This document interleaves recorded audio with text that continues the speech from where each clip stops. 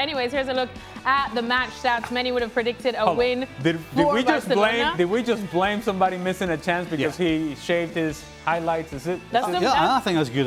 That's my expert analysis for you. Yeah, You know, right. it's like Samson when he lost his hair. You know, he lost his strength. Just kidding. Okay. Lewandowski, we've seen the form he's in. Anyways, Barcelona. This is why today was so important. They now overtake Real Madrid to go to the top of the table by just 1 point.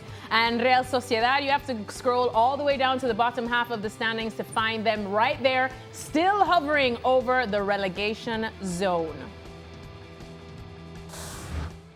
All right, let's welcome in our Luis Garcia and former Barca man himself. Luis, we talked about this in the pre-show. This was a big night for Barcelona. Fireworks are probably going off at Montjuic as we speak. A big night for them to get a big win. And how was it for you? It wasn't the big win that we all thought. I think the Barcelona missed 45 minutes to try to go ahead and to make this night a special one. It took like half an hour to wake up when they conceded the goal, and then suddenly they were in a rush. We saw a lot more energy in the second half with the replacement, of course, of Lamine Yamal that made an instant impact with a fantastic cross, 1v1. I don't know, Sergio Francisco, how he managed to change that position, because I think it changed for Barcelona straight away. Because when you got Lamine Yamal arriving in the second half fresh with the will of, I want to prove what I am, what I can bring to this Barcelona, and you bring Sergio, that is a fantastic player, don't forget, international, Spanish international, young talent, but it's a lot more about a much more attacking player. And you receive one of the best players in the league, or if we can call it the best player, the best on 1v1 situation, the best on the speed, on the power. And it was a mess all over in the Real Sociedad left side. So for Barcelona, it was all about waiting for the opportunity. Lewandowski could have had the third one.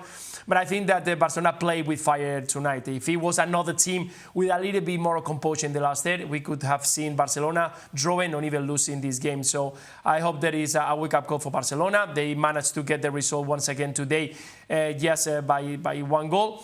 But they need to address a few things if they want to continue keeping the pace of Real Madrid for the rest of the season. Alex, is that how you saw it as well? Of course, job done for Hansi Flick and Barcelona, but playing with fire a little too close for comfort. Yeah, no better example of that the sequence where Take Kubo hits it off the crossbar and then Barcelona goes on and hits the crossbar through Lewandowski. But that sequence in itself, late in the match, tells you how much Barcelona give opportunity to other teams. In this case, Real Sociedad. And let's not forget, while we joked in the pregame that, look, Real Sociedad can't score goals. Factually speaking, they cannot. You look at the numbers, and it's not a coincidence. This is a team that if you were to break down everything that they do, their most troublesome area is scoring goals. And it's a fact this year, and it has been a fact for them years in the past as well. And so you have Real Sociedad in the second half, even though Barcelona has dominated the game, even though Alex Ramiro has come up with save after save after save, you don't put the game away, and Take Kubo is one crossbar away from actually tying the game up late. One of the things that we talked about Barcelona late last season, if you go back to Inter in Champions League semi-final, I should say, giving up goals late in the manner in which they did, that this team needed to learn from those sort of things and how to manage games, how to manage leads, how to manage results. There were moments late in this match in which you're still seeing this high line that doesn't quite make a whole lot of sense. And to Luis's point, had Real Sociedad had players that actually could run in behind. There was a play in which Mikel Oyarzabal gets in behind and just can't quite sort out his touches. But the spaces were there, the chances were there for Real Sociedad, and I suppose we can hang on to the fact that Ramiro, the goalkeeper for Real Sociedad, made a bunch of saves, but still the result was very much up in the air. I think Hansi Flick and Barcelona and these players would want this sort of matches to be a whole lot less stressful than this one ended up being. Stevie, Hansi Flick will probably be looking at the defense after this game. I think Hansi Flick's been looking at his defence since last year. I mean, you know, you can't, the best teams don't go through a season thinking about, okay, we are sometimes pretty vulnerable defensively. but you know what? We're going to score loads of goals. You know, to have that sort of outlook is a gamble. And he has to do something with the back line. There will be days when the forwards are not just quite at it. They're maybe not creating, or they're maybe not finishing. Whatever it may be, there'll be games and days when they're not at it. And so to win a title, you have to be able to rely on your back line to be solid. You have to rely on it to be exactly how you want it to be, game after game after game. You can't say that about Barcelona's back line. They give everybody an opportunity. And so if there was one thing that he has to try and figure out, that's what it would be. What I would say, though, in the context of the title race in La Liga, when Barcelona see Real Madrid fall apart in the manner in which they did yesterday against Atletico Madrid, they'll take the 3 points however they 100%. come against Real Sociedad. And mind you, I think there's also something to be said about the fact that you are short in numbers because of injuries and you still get 3 points.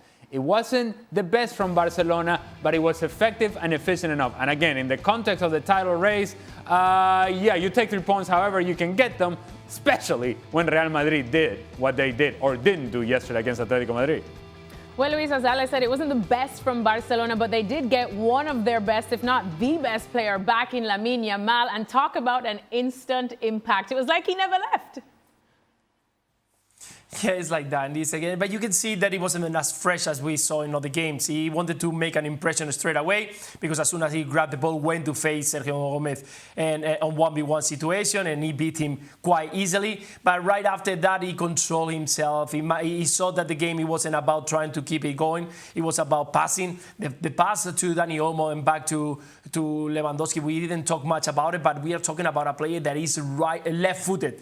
Like big left footed. It's not something that the right one is fantastic or brilliant. It's good, but that's a very good pass. It was with enough space for Dani Olmo to arrive. No shot, no goal, the perfect pace. So we are talking about a player that sort of when he's on the field, he just makes the difference. And we've been talking about what happened with this Barcelona, with Rafinha and without Lamine Yamal.